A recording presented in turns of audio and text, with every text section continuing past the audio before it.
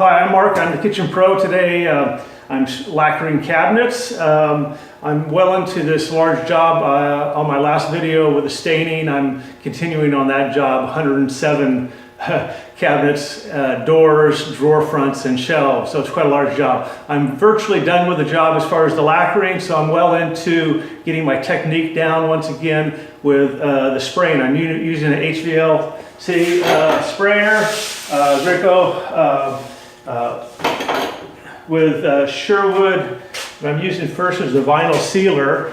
2 coats of the vinyl sealer, and I sand after each coat. Of course, I let it dry for about an hour between spraying and sanding. I sand with 180 grit sanding pad.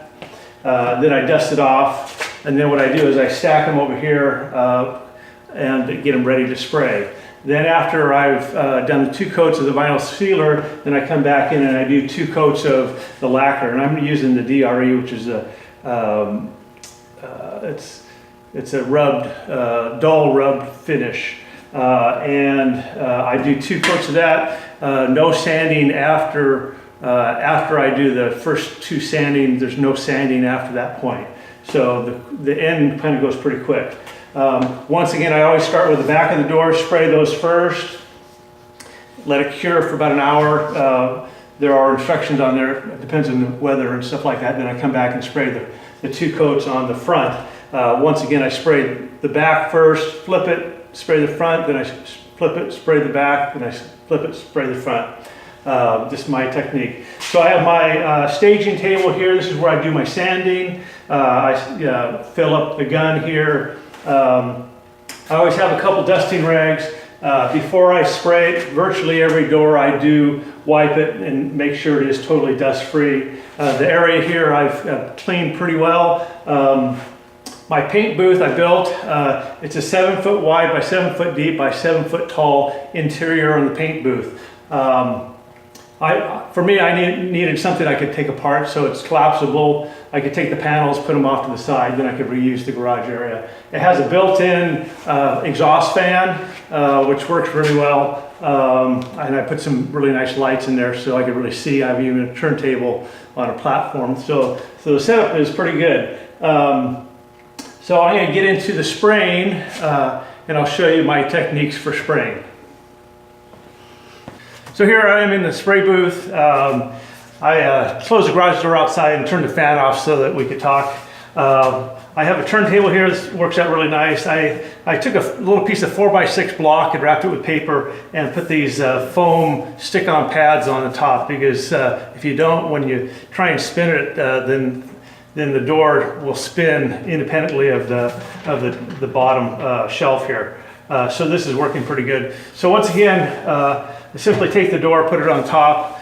With the sprayer going, obviously I won't do that for the initial demonstration. A couple of things. On this lacquer is very thin, so on the sprayer I have it down, I think there's a dial on the sprayer. It's a Greco.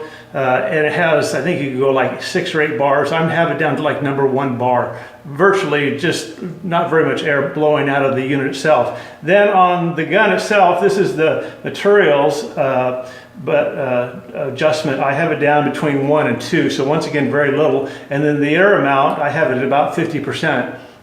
Depends on the size of the door. If it's a smaller door, I might even dial it down just a little bit. The larger door, I dial it up a little more to help apply a little more material. One of the things I've learned too is sometimes with a little bit more air, it will give you a little finer spray.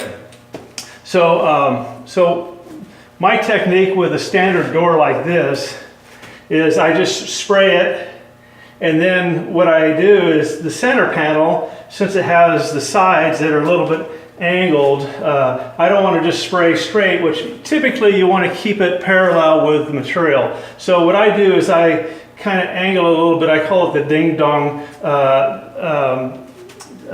technique. And excuse me. No, the ding dong is with the eat pie as you eat. And no, it's not a reference to my old girlfriend. The ding dong technique is think of a bell. I always think of a bell. That's where I get the ding dong from. And so as you spray, I just sweep it up a little bit because the bell is the bell shape. It's spread at the ends. So that's my ding dong technique. So as I go to the end, I spray it up a little bit, and it helps feather it out so you don't get a harsh. And then you always want to run it a little bit past the end. And what I do is as I spray, I keep the gun spraying as I do the whole top, and then I angle it just a little bit. This gun I could actually spray upside down, so it's not a problem. If I angle it a little bit like this to get this bevel here, and then I give it one more sweep here, and then I do the edges. And then I spin it around, I do the edges. And I do the edges from both sides. When I do the back side, I do the edges. When I do the front side, I do the edges. So the edges have a considerable amount of coats, which is really good because it is a high wear point. So that's my technique for doing the spraying. Another thing I have done too is you always want to try and keep, I have a big piece of cardboard in here, and this is my test. So when I start spraying, I always try spraying on the cardboard, and then I can see how it's spraying, good or bad, so it's something to spray on for my testing. So it's really kind of valuable to have an old piece of cardboard in here with you. The lighting's good. Once again, I have the fan off right now, and I'll get into a real live demonstration with you. Okay, here we are in the booth, spray booth, doing a live demonstration for you. So once again, first thing I do is usually at the staging table, I set the door up and I do a final dusting with a clean rag. One of the techniques too is to do it vertically like this. Because anytime you do like that, if any dust sits there, it will fall off, has a better chance of coming off there. So you want to have it pretty clean. So once again, my technique is to do the dingling, the bell technique. So once again, before I start, I always try it on a little cardboard, make sure it's good. Just turn the fan on too.